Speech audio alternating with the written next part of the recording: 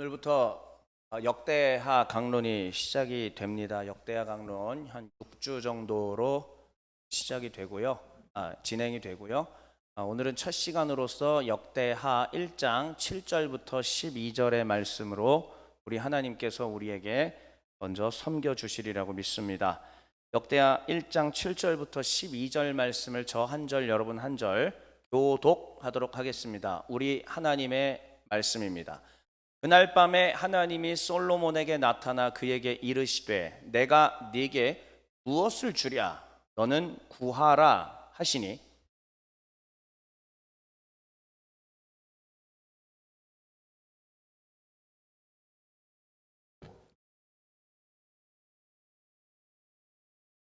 여호와 하나님이여 원하건대 주는 내 아버지 다윗에게 허락하신 것을 이제 굳게 하옵소서. 주께서 나를 땅에 티끌같이 많은 백성의 왕으로 삼으셨사오니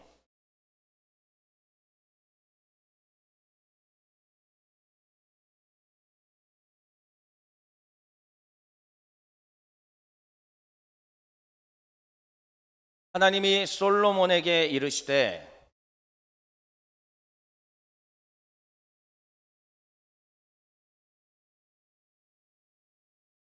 이런 마음이 네게 있어서 부나 재물이나 영광이나 원수의 생명 멸하기를 구하지 아니하며 장수도 구하지 아니하고 오직 내가 네게 다스리게 한 내 백성을 재판하기 위하여 지혜와 지식을 구하였으니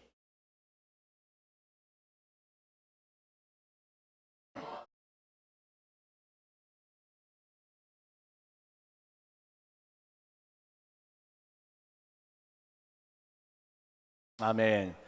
오늘 제목은 임마누엘의 길입니다. 그래서 괄호 안에 있는 것만 같이 읽어볼까요? 시작. 그렇습니다. 오늘은 겸손한 기도이고 이제 뒤에 얘기하겠지만은 임마누엘의 길이 다음 주와 그 다음 주까지 이어진다라는 사실을 먼저 말씀드립니다. 우리는 2023년 9월에 열왕기상을 시작했습니다. 2023년 9월은 어떤 때였냐면 1월부터 8월까지 교회가 설립된 이후로 종회교회이기 때문에 종의 정신에 대해서 8개월 동안 저희가 강론을 나눴습니다. 그래서 어떤 사람이 바로 성도이며 어떤 사람이 주의 종인가에 대해서 8개월 동안 우리는 살펴보았고 그 이후에 9월부터 시작해서 열왕기상 즉 매일 성경 진도대로 처음으로 저희가 이때부터 시작하게 되었습니다. 이때 가장 핵심적인 것이 무엇이었냐면은 바로 솔로몬이 남겼던 여지가 일파만파로 서서히 커져가며 결국은 이스라엘 나라를 둘로 나누게 하고 또 이스라엘 나라를 궁극적으로는 망하게 하게 하는 그 모든 시작점이 되었다. 그러므로 솔로몬이 남겼던 여지를 본받지 말자. 그 여지를 하나하나 줄 때마다 우리는 어떻게 되냐면 알게 모르게 무너지게 될 것이다. 지금은 괜찮은 것 같지만은 그렇게 알게 모르게 조금씩 무너져 있는 내 자신을 조금씩 타협하면 조금씩 하나님께로부터 멀어져 있고 또 조금 타협하면 그 다음 이만큼 하나님께로부터 멀어져 있는 것, 이것이 바로 영적인 원리다라는 것을 2023년 9월부터 10월에 2달 동안 충실히 이야기를 했습니다. 그래서 제가 그 이후로도 지금까지 계속 말씀 나누다 보면은 가끔씩 계속 솔로몬의 여지라는 거를 여러분들한테 던졌을 겁니다. 이 이후에 우리 교회에 등록하신 분들은 당연히 솔로몬의 여지가 무엇인지는 모르실 겁니다. 그러나 이때부터 계셨던 분들은 이것이 무엇인지 알기 때문에 연속적인 흐름 속에서 말씀드렸죠. 자, 그리고 나서 정확하게 1년 뒤에 2024년 9월부터 10월에 열왕기 하가 시작이 되었습니다. 사실은 왜 지금 열왕기상과 열왕기하를 말씀드리냐? 우리가 살펴보고 있는 역대기 내용하고 그냥 거의 똑같기 때문입니다. 물론 다른 점들이 있습니다만은 그 이야기 스토리 자체는 같은 이야기, 똑같은 솔로몬의 이야기고 또 똑같은 그 이후의 이야기들입니다. 그런데 열왕기하에서는 우리가 무엇에 집중했었냐면 하나님의 법이 우리 가운데 임하면 이 집이, 이 물이 변화되고 이 집이 변화되고 이 성이 변화되면서 단계적으로 말씀 안에서 우리가 회복되게 된다는 것을 전했습니다. 우리가 왜 삶 가운데 회복이 안 되느냐, 왜 계속 우리가 무너져 있느냐, 하나님의 말씀이 내 안에 아직 중심에 자리 잡지 않았기 때문입니다. 열왕기하는 우리에게 엘리사의 사역부터 시작해서 끊임없이 보여주는 것은 그 선배 엘리야 때는 이 놀라운 예언의 역사 중심이었다면, 엘리사 때부터 시작해서 길러지는 선지 생도들을 통해 이루어지는 사역들은 말씀 사역이었다는 것을 우리에게 분명하게 보여주고 있습니다. 그러므로 그 말씀으로 인하여서 말씀이 우리 안에 중심에 들어왔을 때에 표준이 잡히고 기초가 생기고, 그리고 내가 이걸 선택할 때에 판단력이 그 안에서 생기게 됩니다. 그랬을 때에 하나님의 법대로 갈 때에 내가 회복이 되는 것들을 경험할 텐데, 왜 우리가 회복되지 않느냐, 왜 신앙이 생기지 않느냐, 왜 자꾸 무너지느냐, 왜 패배하느냐, 하나님의 법을 우리 안에 모시기를 거부하고 있기 때문입니다. 내가 거부하고 있기 때문에 그게 안 된다는 얘기죠. 이것이 바로 작년에 열왕기 하 시간에 전했던 말씀입니다. 그러나 하나님의 법이 우리 안에 들어오면 놀라운 회복이 일어나게 될 것이고, 그리고 저 뒤에 유다 나라에 대해서는 회복의 열쇠라는 제목까지 함께 나누었던 기억이 납니다. 그리고 올해 6월 달에 역대상이 있었고요. 그 역대상의 말씀의 핵심은 뭐였냐면은, 주의 언약이 우리 가운데 들어오게 되면 우리가 환경이 회복되고, 그리고 회복된 자는 어떻게 살아가게 되느냐, 주의 종으로 살아가게 된다는 겁니다. 그럼 여러분들, 종의 교회가 왜 세워졌는지 이제 아시겠어요? 종의 교회가 세워진 까닭은 무엇이냐? 내 안에 주의 법을 모시게 하는 것. 주의 법을 모신 사람들은 판단력이 달라지기 시작합니다. 이전까지의 삶의 가치가 전혀 달라지기 시작할 겁니다. 그리고 하나님이 기뻐하시는 올바른 방향으로 선택을 하게 될 겁니다. 그리고 그렇게 선택을 하다 보면은 나의 삶이 비루하고, 나의 삶이 죄로 가득 차 있고, 내 삶이 어두움과 각종 안타까움과 아픔으로 가득 차 있다 할지라도, 그 어두움과 아픔을 완전히 사라지진 않겠지만 딛고 일어나 빛의 자녀로 살아가게 된다는 얘기예요. 그런 사람들을 길러내기 위하여 하나님은 우리 시대의 종의 교회를 세우시고, 저와 여러분을 통해서 끊임없이 이 어려운 말씀 강론을 듣게 해 주신 것입니다. 오늘 기도자께서 여기서 기도하실 때에 하나하나 그 권별로 있었던 주요 주제들을 하나님 앞에 기도로 올려드린 거 들으셨지 않습니까? 그런 것들이 바로 우리 안에 표준이 잡힌다라는 겁니다. 아, 성도란 무엇인가? 성도가 무엇인지 책을 보고 배우지 않아도 됩니다.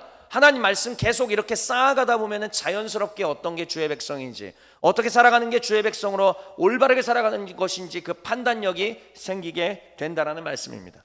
이것이 바로 우리가 하나님께서 역사서를 통하여 우리에게 가르쳐주고 계시는 내용이고, 오늘 저는 이 역대상에 이어 이제 역대하로 진입을 하겠습니다. 이 역대하의 핵심은 무엇이냐면은, 이것 때문에 또 밤을 샜습니다. 결국은 풀려야 되기 때문에. 제가 주제 이미 정해놓고 제목 정해놓고 말하고 싶은 거를 전하는 게 아니라 하나님의 말씀이 말하려고 하는 걸 전해야 되기 때문에 풀리지가 않아서 또 6주 동안 해야 되는, 7주인가요? 하여튼 해야 되니까 하나님 앞에 계속 씨름하다가 결국은 하나님께서 첫 번째 챕터인 솔로몬의 스토리 1장부터 9장 사이에 관통하고 있는 하나의 주제를 저에게 가르쳐 주셨습니다. 그게 뭐냐면, 따라해 볼까요? 임마누엘. 크게 따라하겠습니다. 임마누엘. 이제는 임마누엘이 무슨 뜻인지는 아실 겁니다. 임마누엘 뭐죠? 하나님이 우리와 함께 계시다. 그렇습니다. 바로 그겁니다. 다시 한 번만요. 임마누엘이 무슨 뜻이라고요? 하나님이 우리와 함께 계신다. 그런 뜻입니다. 하나님이 우리와 함께 계시고자 하는데, 그 함께 계시고자 하는 길이 있다라는 얘기죠. 그 길, 어떻게 하면, the way, 어떻게 하면 하나님께서 우리와 함께 하실 것인가? 하나님은 물론 주권적으로 우리 가운데 찾아오셔서 우리와 함께 계시기를 작정하시면 그렇게 하시는 겁니다. 하나님이 원하시면 그렇게 하실 수 있습니다. 아무리 죄를 많이 짓고, 아무리 타락하고, 아무리 방탕한 삶을 산다 할지라도 하나님이 결심하시고 내가 오늘 저 사람에게 가리라, 삭개오야 내가 오늘 너희 집에 유하여야겠다라고 얘기하시면 그냥 가시는 겁니다. 믿으십니까? 그러나 그럼에도 불구하고 우리 하나님께서는 우리가 하나님께로 갈 수 있는, 또 하나님이 우리 안에 머물 수 있게 함께 임마누엘 할 수 있는 길들을 예비해 놓으셨다는 겁니다. 저는 역대하 1장부터 9장 사이에서 바로 이것들을 발견하게 되었습니다. 그리고 3주 동안 여러분들에게 이 소시리즈, 임마누엘 시리즈로 말씀을 나눌 것인데, 일단은 그 내용들이 뭐냐, 비법들이 하나하나. 자, 괄호 안에 있는 거 위에서부터 하나씩 읽어볼게요. 시작. 겸손한 기도, 예배와 헌신, 말씀의 순종. 그렇습니다. 제가 인위적으로 지어낸 거 하나도 없고 1장부터 9장 사이에 우리 하나님이 이미 담아 놓으신 내용입니다. 그러니까 주의 백성들이, 성도란 겸손한 기도와 예배와 헌신 그리고 말씀에 순종하기 시작한다면 하나님께서 결코 우리를 떠나시지 않고 우리와 함께 하신다라는 약속이 이 말씀 가운데 주어져 있다라는 뜻입니다. 자, 그렇다면 오늘 이 흐름 속에서 어떻게 되느냐? 위에 5가지나 있다고 긴장하지 마십시오. 다 짧습니다. 역대기 시대, 역대상 때 이미 봤으니까 바로 말하고 넘어갈 거고, 역대기 구조 맨날 보는 거니까 이해하십시오. 그리고 역대기 신학 한마디 하고 넘어갈 겁니다.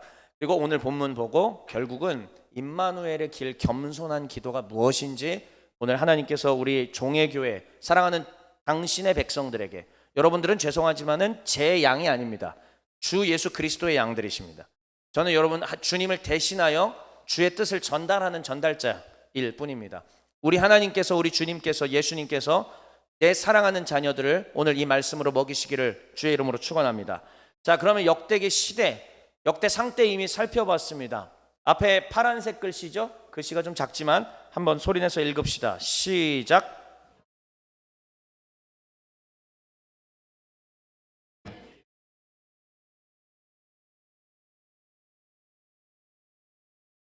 역대기는 분명하게 포로기 이후에 기록된 책입니다. 왜냐하면 역대기에 나와 있는 족보나 그 뒤에 이뤄지는 스토리들이 나라가 망한 것을 이미 전제하고 있습니다. 그러므로 역대기는 바벨론 포로 이후에 기록된 책이라고 볼 수 있습니다.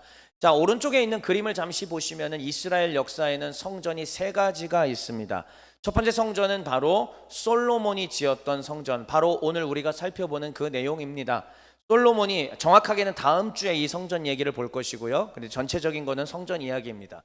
솔로몬이 성전을 짓고 이스라엘 역사가 약 500년 정도 지속이 되는데 어느 날 갑자기 이 바빌로니아 왕국이 쳐들어와서 유다 왕국이 어떻게 되느냐? 망하게 됩니다. 그리고 바빌로니아로 끌려가고 약 70년의 세월이 흐르고요. 그리고 하나님의 약속대로 그 땅에서 돌아오게 됩니다. 돌아온 백성들은 성전을 새로 지어야 됐습니다. 왜냐? 솔로몬 성전은 이미 다 파괴되었기 때문입니다. 폐허가 된 그 땅 가운데 새로운 성전을 지어야 되는데 이를 담당했던 사람이 누구냐면 바로 스룹바벨입니다. 스룹바벨이 이것을 담당하여 새로운 성전을 짓게 되는데, 우리가 불과 얼마 전에 살펴본 스가랴서 있죠? 스가랴서의 핵심 말씀이 무엇입니까? 성전을 지으라. 바벨론에서 돌아온 자들이여 새로 성전을 지으라, 이 말씀이었습니다. 그래서 우리 하나님께서 스룹바벨 성전을 짓도록 하셨고 지었습니다. 여러분, 이때부터 한번 따라해 볼까요? 제2성전기. 다시 한번 따라하겠습니다. 제2성전기. 이 제2성전기가 엄청나게 중요한 까닭이 무엇이냐면은 제2성전기 때 사실은 구약성경 대부분이 다 수집이 돼서 지금 우리가 알고 있는 형태로 만들어진 겁니다. 그 이전까지는 우리가 알고 있던 39권으로 형태로 제대로 돼 있지 않았어요.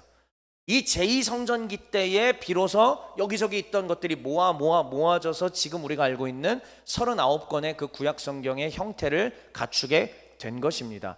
또 하나 중요한 게 있습니다. 이때까지만 해도 메시아에 대한 개념이 없었습니다. 메시아께서 이 땅 가운데 오실 거라는 개념이 없었습니다. 그러나 제2성전기 때에 이르러서 비로소 메시아가 오실 것이다라는 생각이 들기 시작을 했던 것입니다. 그리고 그 메시아는 누구였느냐? 바로 헤롯 성전, 정확하게는 저거는 제3성전이라고 부를 수는 없고요, 2.5성전 정도로 불러야 합니다. 왜냐하면 스룹바벨 성전을 리모델링한 것이기 때문에. 이 헤롯 성전 때에 태어난 분이 계셨습니다. 누구시죠? 우리 주 예수 그리스도이십니다. 그래서 우리는 지금 기독교인으로서 신구약 성경 66권을 하나님의 말씀으로 믿는 자들로서 우리는 뭐라고 고백할 수 있느냐? 바로 예수 그리스도가 기다리던 제2성전기 때 말했던 바로 그 메시아다, 우리의 구원자다, 하나님의 아들이시다, 이렇게 고백할 수 있게 된 겁니다. 자, 역대기는 다시 한 번만요, 이것만 기억하시면 됩니다. 포로기 이후에 나라를 재건하면서 기록한 책이다. 이것만 기억하시면 됩니다. 자, 그러면 역대기 구조를 한번 보시죠. 자, 역대기 구조입니다. 역대기는 우리가 역대상 때도 저렇게 살펴봤는데 역대상 위에 부분은 다 이제 잊으십시오. 아래만 보겠습니다. 역대하부터 우리가 시작이 되니까 자, 3가지로 돼 있는 겁니다. 첫 번째는 누구에 대한 스토리? 솔로몬에 대한 스토리입니다. 그리고 두 번째는요, 분열 왕국, 나라가 북과 남으로 나눠져서 북왕국 이스라엘과 남왕국 유다로 이어지는 이 스토리들을 그냥 얘기하고 있는 것입니다. 꽤 길죠. 10장부터 28장이니까. 그리고 난 다음에 개혁자로 등장한 히스기야, 그리고 그 뒤에 므낫세와 아몬을 거쳐서 또 개혁자로 등장한 요시야 왕. 그러나 요시야 왕이 전투에서 사망하고 난 이후에 본격적으로 바벨론에 의해서 나라가 어떻게 붕괴되는지에 대한 스토리까지 역대하가 기록하고 있습니다. 자, 그렇다면은 간단하게 역대상은 이런 얘기였습니다. 첫 번째는 족보였고요. 그 다음에 두 번째는 다윗 이야기였습니다. 자, 그러면은 이 족보의 맨 아래 빨간색으로 된 부분 소리내서 읽어볼까요? 시작. 오케이, 사울 가문입니다. 그런데 이 사울 가문이 다윗에 이르러서 몰락하게 됩니다. 빨간색 보이시죠? 연결돼서. 네. 그래서 사울 가문이 있었고 사울 가문이 몰락하며, 그런데 다윗이 결국은 죽게 된다라는 것까지. 그래서 족보에 대한 스토리 하나, 다윗 등극과 다윗의 죽음까지의 다윗의 스토리 하나. 그 다음에는 당연히 다윗의 아들이요 왕위를 이어갔던 누구요? 솔로몬에 대한 이야기로 이어지는 것입니다. 자, 그렇다면은 이 솔로몬에 대한 이야기는 역대하 1장부터 9장까지인데, 제가 그러니까 이걸 가지고 어떻게 하면은 이것이 하나로 관통되는 것이 있을까 찾다가 하나님께서 임마누엘을 발견하게 하신 것입니다.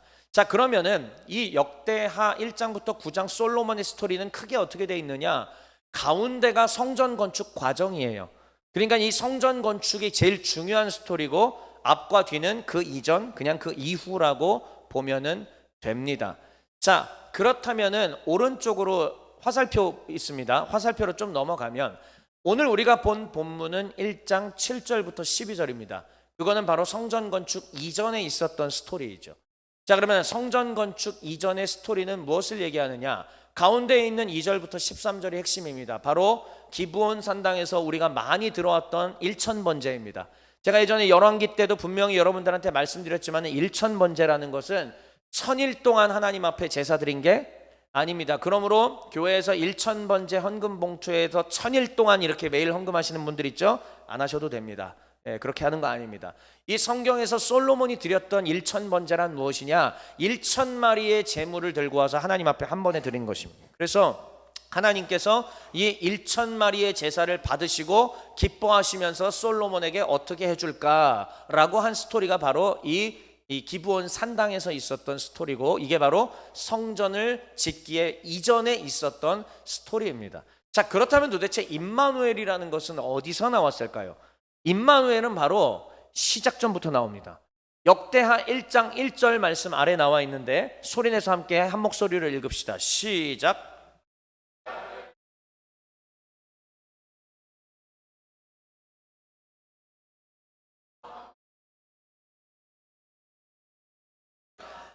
하나님께서 솔로몬의 왕권을 튼튼하게 하시고 솔로몬을 창대하게 하셨다라고 하는데, 그 비결이 뭐냐면은 하나님이 그와 함께 하셨기 때문이다라고 얘기합니다. 우리가 이걸 네 글자로 뭐라고 얘기해요?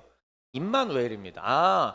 이미 역대하 1장 1절부터 우리에게 하나님은 엄청난 비밀을 심어 놓으셨으니 그것이 무엇인가? 바로 하나님이 함께하면 이러한 놀라운 역사가 있게 되더라라는 것이죠. 자, 그러니까 하나님과 함께하는 스토리가 성전 건축 이전에도 있는 것이고, 하나님과 함께하는 스토리가 성전 건축 중에도 있는 것이고, 하나님과 함께하는 것이 성전 건축 이후에도 있게 되더라라는 얘기입니다. 제가 1장부터 9장 말씀을 보면서 이것들을 발견하게 되었고요. 그래서 기쁨으로 우리 성도님들께 이 말씀을 전해드리는 것입니다.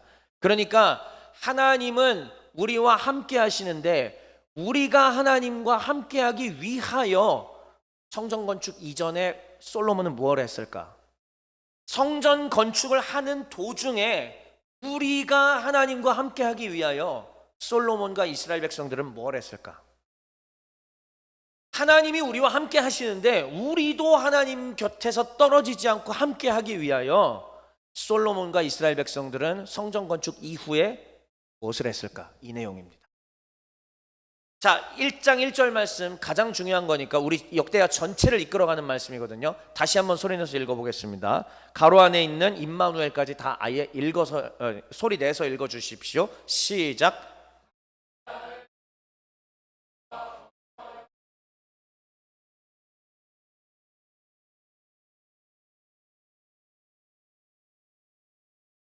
좋습니다. 하나님이 이렇게 하시는데 그러면 우리는 어떻게 하나님의 품에서 떨어지지 않기 위하여 이 임마누엘이 지속되기 위하여 인간인 우리는 도대체 무엇을 할 수 있을까요? 역대기 신학은 그냥 넘어가겠습니다. 흐름상 그냥 빼도 될 것 같아요. 자, 그럼 바로 본문으로 가겠습니다. 이제 이것은 성전 건축 이전에 기브온 산당에서 1,000번제를 드리는 바로 그 장면입니다. 자, 1,000번제를 드렸습니다. 그리고 난 이후에 하나님이 감동받으셨는지 갑자기 나타나서 얘기하시는 거죠. 자, 7절 말씀 소리내서 읽겠습니다. 시작.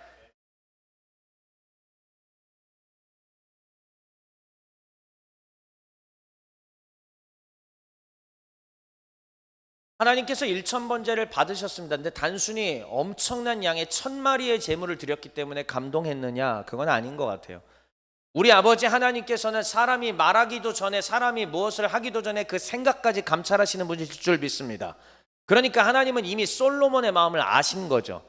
솔로몬이 정확하게 하나님 앞에 겸손하고, 그리고 하나님이 나를 세우셨으니 두렵고 떨리는 마음으로 그렇게 하나님 앞에 나아갔을 것입니다. 그리고 그 표현된 게 1,000마리의 제물이었던 것이죠. 하나님은 그 마음을 받으셨습니다. 그래서 그에게 나타나셨습니다. 뭘 줄까? 네가 나에게 이렇게까지 했는데 나는 그럼 너에게 무엇을 줄까? 구하라. 이렇게 얘기하시는 거죠. 우리도 오늘날 똑같이 그럴 수 있습니다. 우리가 하나님 앞에 다 내어드리고 우리의 소유권을, 아까 기도자께서 한 것처럼 소유권을 내어드리고 하나님 중심으로 살아간다면 분명히 우리 하나님께서 우리에게 얘기하실 겁니다. 뭘 줄까? 너는 나에게 이렇게까지 했는데 나도 너에게 뭔가를 주리라. 뭘 줄까? 그때 뭐라고 대답하실지 준비해 놓으십시오. 그때도 어떻게 대답하느냐에 따라서 하나님이 다시 걷어가실 수도 있고 주실 수도 있고, 잘 생각하십시오. 자, 1,000번째 이후로 솔로몬에게 그렇게 물으십니다. 이제 중요한 8절부터 10절 말씀 한번 소리내서 읽겠습니다. 시작.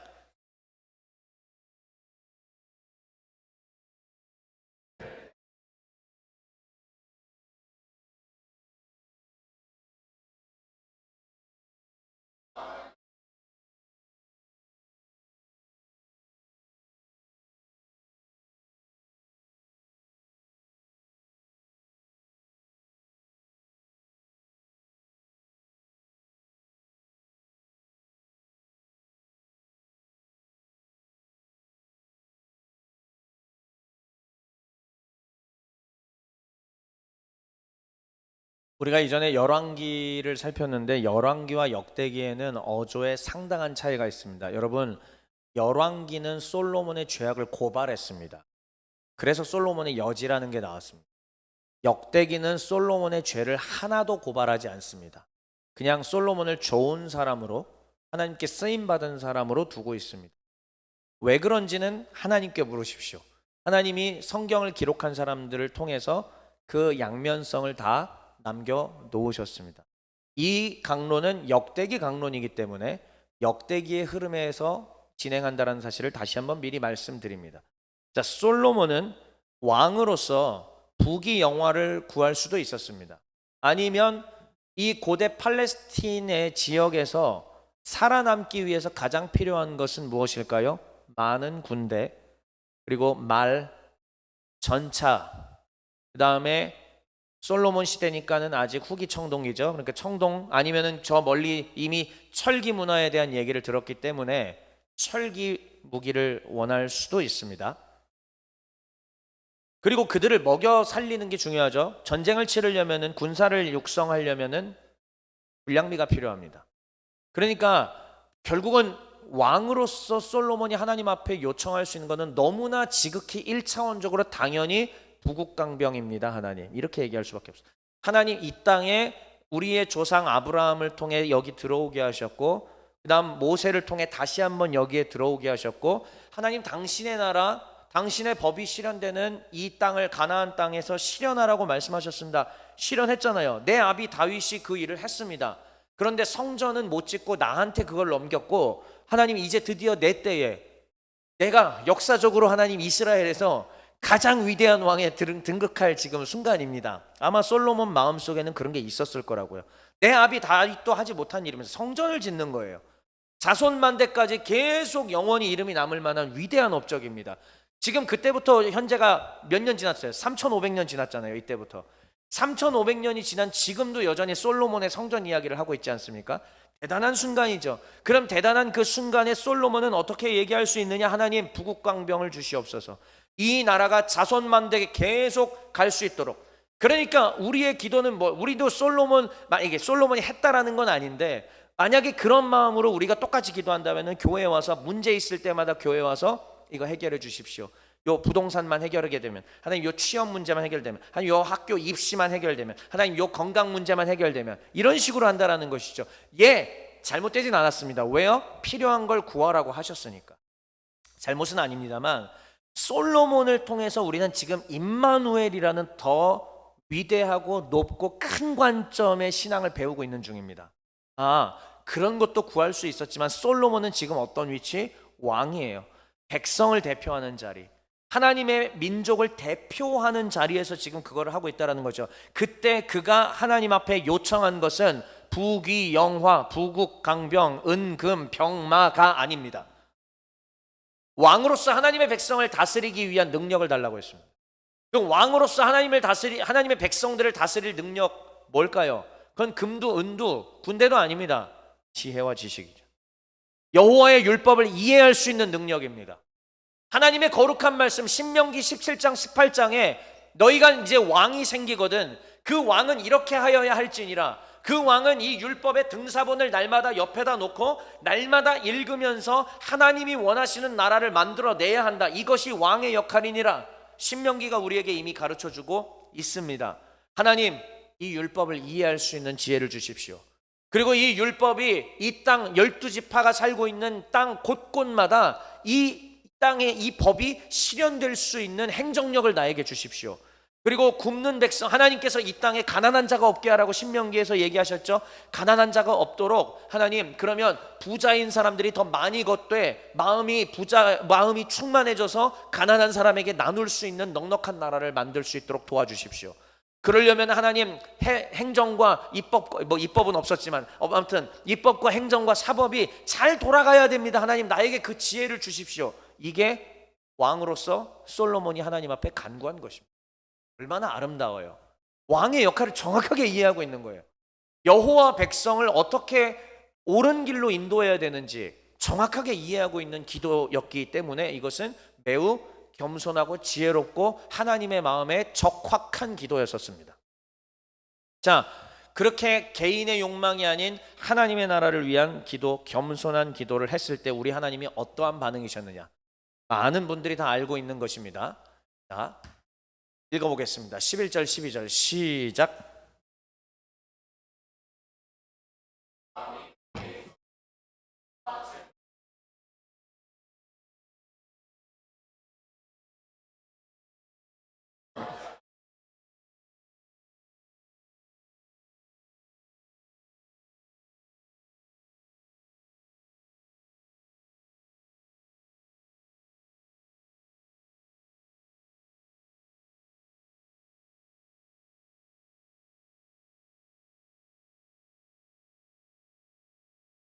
아멘. 다 알고 있는 겁니다. 많은 분들이 다 알고 있습니다. 이렇게 솔로몬이 겸손하게 하나님 앞에 기도하며 나아갔을 때 우리 하나님은 그 이상의 것인 부귀 영화까지도 함께 주셨다라는 것입니다. 많은 우리 크리스천들은 성경을 읽을 때 이거 자꾸 얘기하는 거지만 이 부분만 딱 보고 결국은 내가 이렇게 하면 부귀 영화를 주실 것이다라고 하는 죄보다 제밥에 더 관심 있다는 우리 속담처럼 계속 그런 식으로 하나님 앞에 딜을 하고 하나님의 마음을 움직이려고 하고 아니 하나님의 마음을 속이려고 하는 것도 있습니다. 여러분, 우리 아까 찬송 뭐 드렸죠? 그리 아니하실지라도 하나님 한 분만으로 만족합니다. 우리 아까 기도자께서 하박국 얘기를 하신 거예요. 다 걷어가신다 할지라도 난 여호와 한 분만으로 인하여 만족하겠습니다라고 하는 그 얘기를 기도 중에 잠깐 하고 지나갔거든요. 하나님 한 분만으로 인하여 나는 만족하겠습니다라는 그 신앙, 사실 솔로몬은 그거였거든요. 그랬는데 하나님이 더 주신 것이죠. 그럼 그건 엑스트라로 주신 것이지 안 주시는 것이 사실 기본값이라는 얘기입니다. 우리는 하나님 한 분만으로 만족해야 되고 하나님은 저에게는 교회, 즉 여러분들의 영혼을 하나님께로 인도할 수 있는 지혜를 주시기를 전 날마다 간구하지 돈 달라고 기도하지 않습니다. 진심이에요, 여러분. 아무리 우리가 개척교회고 그런다 할지라도 막 돈 주세요, 돈 주세요, 돈 달라고 막 그렇게 기도 안 합니다. 오히려 어떻게 기도하는지 아세요? 하나님, 이 영혼들이 정말 하나님의 뜻을 더 잘 이해할 수 있도록 내가 잘 가르칠 수, 잘 대언할 수 있도록 능력 주십시오. 계속 이렇게 기도합니다. 이게 정상 아니겠습니까? 자, 솔로몬도 똑같은 것이죠. 그러나 어쨌든 하나님은 그 이상의 부와 재물과 영광까지 그에게 주셨습니다.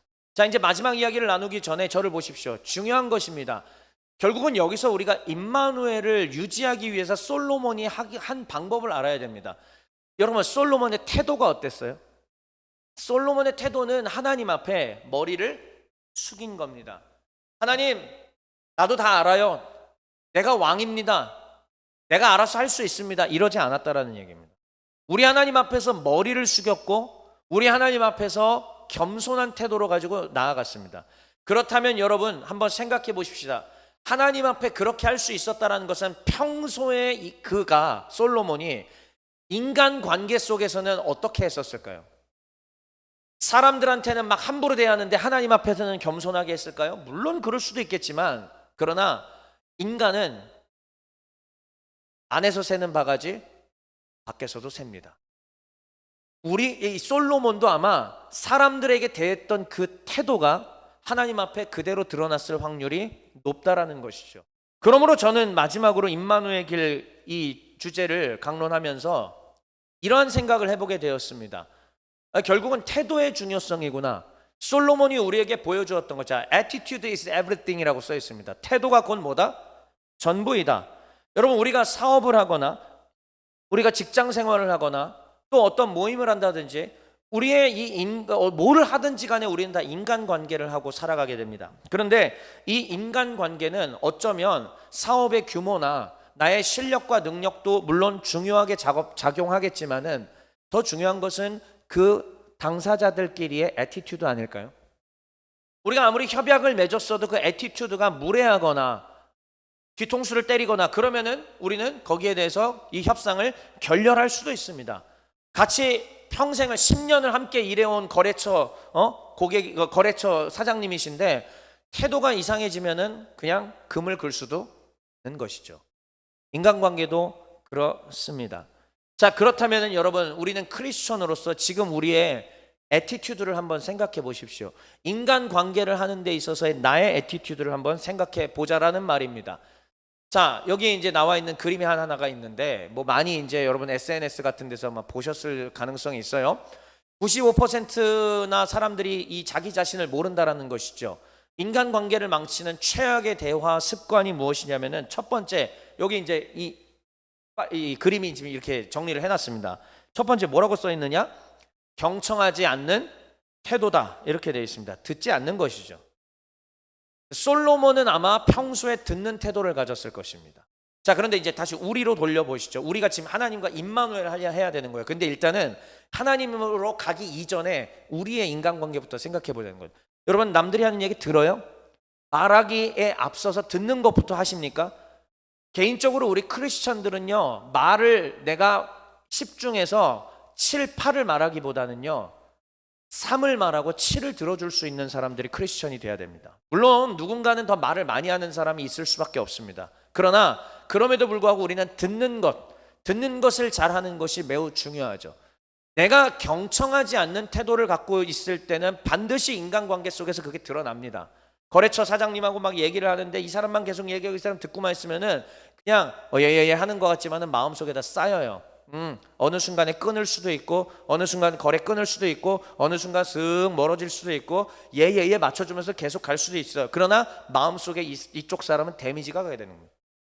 그러니까 우리 크리스천들은 말을 많이 하기보다는 듣기에 더 수월하게, 듣기에 더 능숙하게 할 수 있어야 된다는 얘기입니다.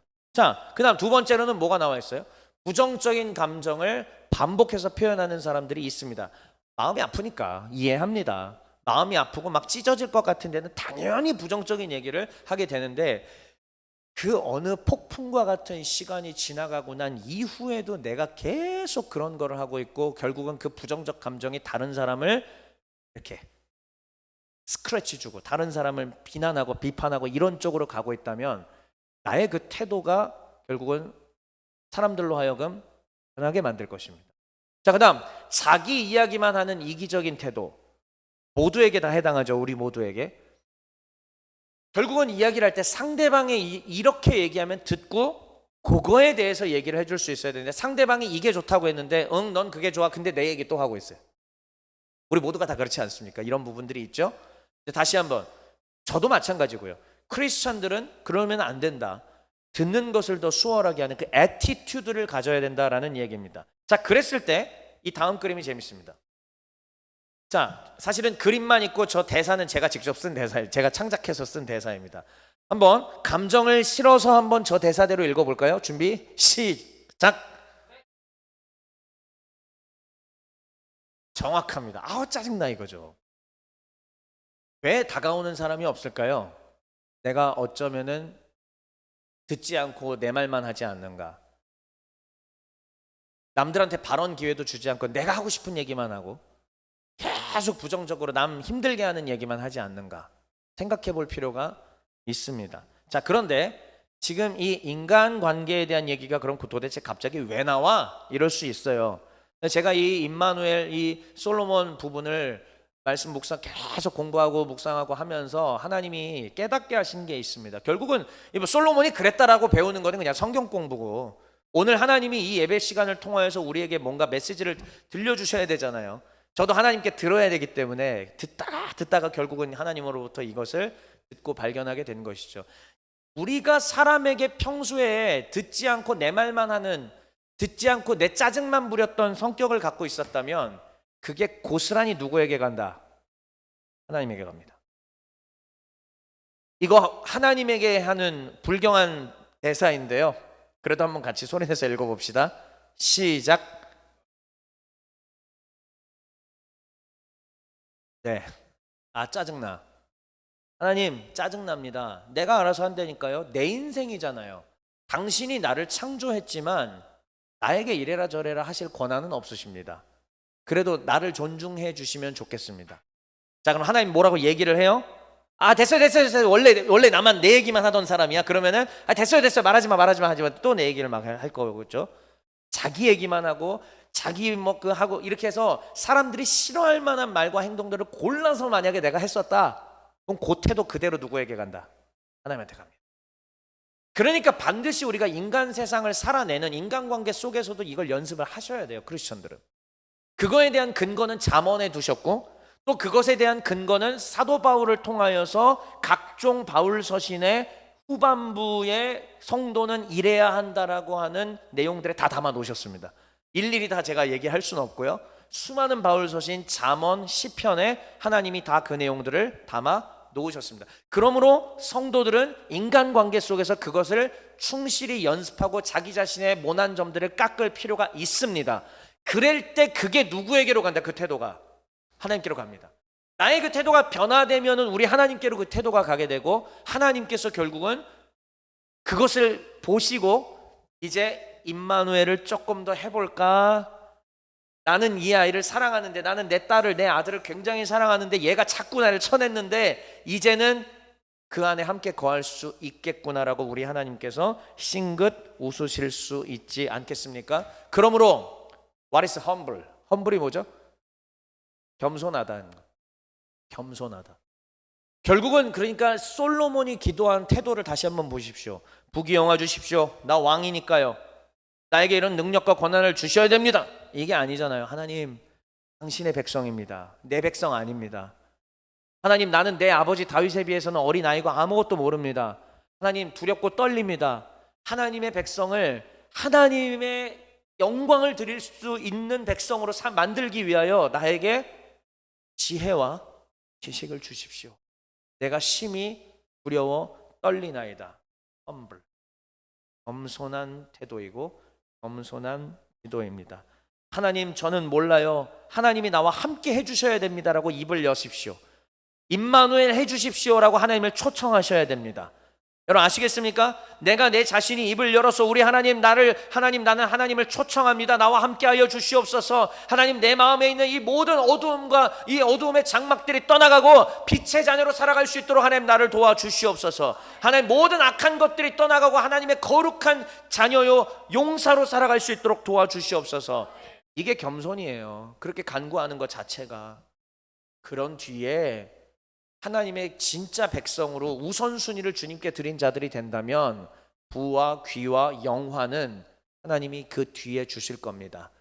종의 교회 부흥하길 원합니다. 종의 교회 커지기를 저도 원합니다. 그러나 그 기도하지 않습니다. 뭐만 하는지 아세요? 맡겨주신 주의 백성들을 진짜 크리스천으로 기를 수 있도록, 주의 종으로 기를 수 있도록 힘과 지혜와 용기를 주십시오. 그러다 보면은 하나님이 내 백성들을 여기다 집어 넣어 놓으시지 않겠습니까, 여러분? 믿으십니까? 전 그렇게 확신하는 사람이거든요. 그러면 부족했던 사람들이 하나하나 주의 종들로 서가지 않겠습니까? 모자랐던 사람들이 투쟁하면서 싸워가면서 결국 주님을 닮아가는 사람 되지 않겠습니까? 이전까지 주의 법이 내 안에 들어오지 않았던 사람들이 어느 한순간부터 말씀에 들어오며 주의 법이 내 가슴 속에 심겨지지 않겠습니까? 그래서 열매 맺지 않겠습니까? 하나님의 백성이므로 하나님이 하실 겁니다. 저는 대언자일 뿐이에요. 저에게 책임이 없습니다. 책임이 없다라는 얘기는 너무 비겁하긴 하지만 진짜 저에겐 큰 책임이 없어요. 하나님 당신의 자녀들이시고 여러분들은 하나님의 귀한 양떼들이십니다. 저는 대신 주님을 위탁받아서 지금 그 일을 할 뿐입니다. 자, 이제 이 메시지 읽고 마치겠습니다. 마지막 메시지입니다. 시작. 오 주님, 나의 태도를 돌아봅니다. 사람들을 대하는 태도에서 모난 부분이 있다면 다듬으소서. 하나님을 대하는 태도에서 모난 부분이 있다면 다듬으소서. 아프더라도 나를 직면하게 하시고 다듬어지게 하소서. 겸손히 주와 동행하고 싶습니다.